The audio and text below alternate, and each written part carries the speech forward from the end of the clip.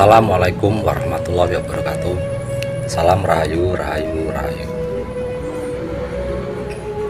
Teman-teman, saya sangat berterima kasih sekali pada teman-teman yang sudah mendukung Lancaneru, channel yang membahas tentang topik-topik dan cerita bersejarah, terutama sejarah Nusantara, teman-teman.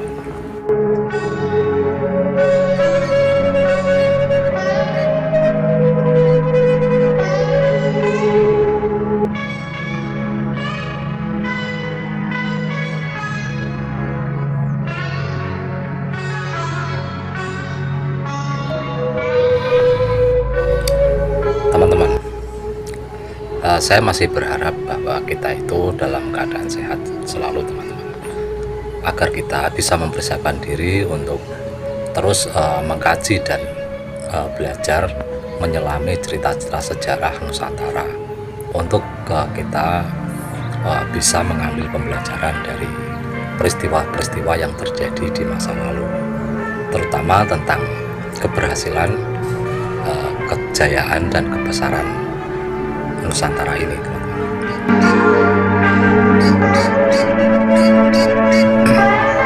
Di samping itu, kita juga bisa belajar dari setiap kesalahan yang dilakukan oleh tokoh-tokoh sejarah yang tercatat di dalam sejarah ini, teman-teman. Kita bisa gunakan untuk referensi agar kita tidak mengulangi kesalahan yang sama yang pernah dilakukan oleh para tokoh-tokoh tersebut, teman-teman. Untuk itu, untuk keperluan pembelajaran edukasi kita agar lebih bisa memahami dan mengambil sikap dalam menjalani kehidupan ini, maka teman-teman jangan sungkan-sungkan ataupun jangan ragu untuk berinteraksi dengan Lancaneru di kolom komentar, agar kita bisa belajar bersama mengenai sejarah Nusantara ini. Terima kasih, teman-teman. Mari kita lanjutkan videonya.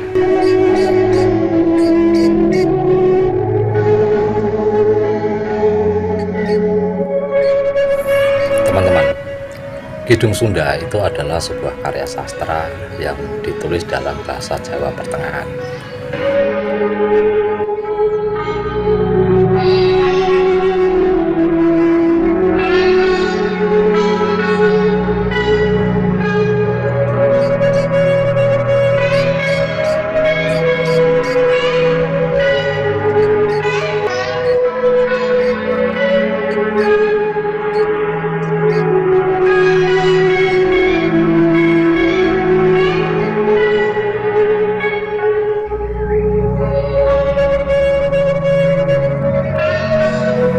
Kidung ini berbentuk sebuah tembang ataupun syair, dan naskahnya itu ditemukan di Bali. Dalam kidung ini dikisahkan bahwa Prabu Hayam Wuruk dari Majapahit yang ingin mencari seorang permaisuri, kemudian dia menginginkan atau menjatuhkan pilihannya kepada Putri Sunda.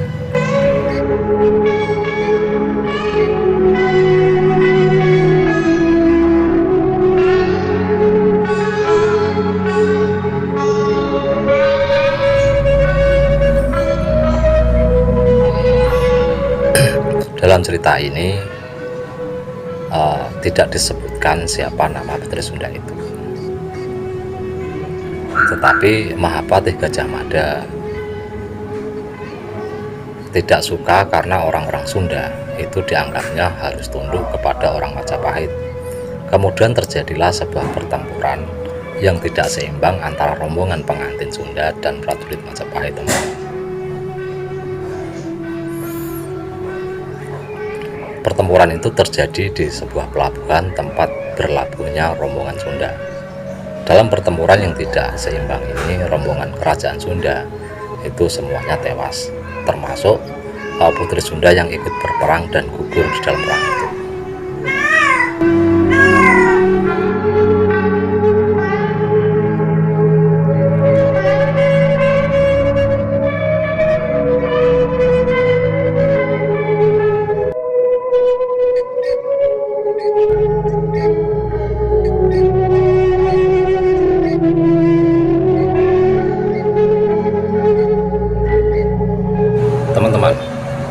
Ada pendapat yang mengatakan bahwa Kidung Sunda itu ditulis ketika tahun 1927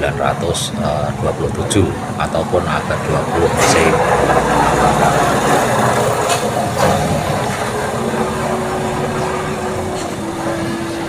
Jadi Kidung Sunda itu termasuk sumber sejarah sekunder, teman-teman, yaitu sumber rujukan sejarah yang ditulis ketika bukan masa dari peristiwa itu terjadi, tetapi jauh setelah peristiwa itu terjadi, teman-teman. Dan ini agak lemah untuk dijadikan rujukan, kecuali ada artefak ataupun prasasti atau apapun yang sebagai pendukung dari sumber primernya. Kalau tidak ada sumber primernya, hal ini bisa dikatakan bahwa ini sumber sangat lemah. Sebagian orang berpendapat bahwa Kidung Sunda itu hanyalah sebuah karya sastra, bukan rujukan sejarah. Tetapi banyak juga para pecinta sejarah menjadikan Kidung Sunda ini sebagai sumber rujukan untuk mempelajari sejarah. Teman-teman, mengenai perbedaan dari rujukan untuk mempelajari sejarah itu, sebaiknya itu kita sikapi dengan bijak.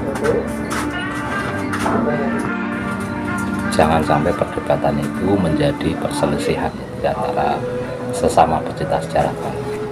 Yang terpenting dari belajar sejarah itu adalah untuk mempelajari dan mengambil suri tauladan dari kisah-kisah yang tersaji di lembar-lembar sejarah masa lalu. Inilah sedikit atau sekilas tentang Kidung Sunda yang banyak dijadikan oleh sumber sejarah oleh sebagian orang pecinta sejarah di Nusantara, teman-teman. Terima kasih, mudah-mudahan bermanfaat. Memang sebaiknya kita mempelajari sejarah itu menggunakan sumber dari sumber primer yang ada, yang didukung oleh sumber